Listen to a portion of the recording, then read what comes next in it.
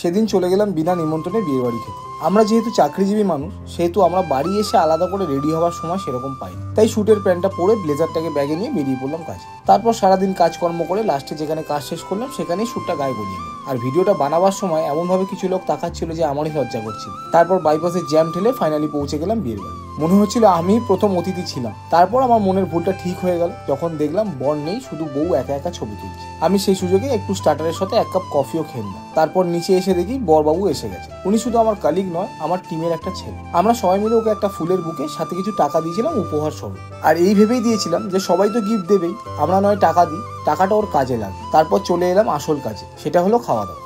প্রথমে প্লেটটা নিয়ে শসা আর পেঁয়াজ নিয়ে নিলাম, যেটা বিয়ের বাড়ির একটা জাতীয় খাবার। যেহেতু আমি একটু খাবার নিয়ে চুজি, তাই তারপর আমি ডিরেক্ট চলে গেলাম ফিশ ফ্রাই নিয়ে। তারপর আমি একটু রাইস নিয়ে ভেটকি পাতুরিটাকে স্কিপ করে মটন নিয়ে নিই। ডেজার্টে একটু চাটনি, পাঁপড় আর সন্দেশ নিয়ে এখানেই আমার খাওয়া দাওয়া শেষ করি। এবার খাওয়া দাওয়াটাকে তো হজমও করতে হবে।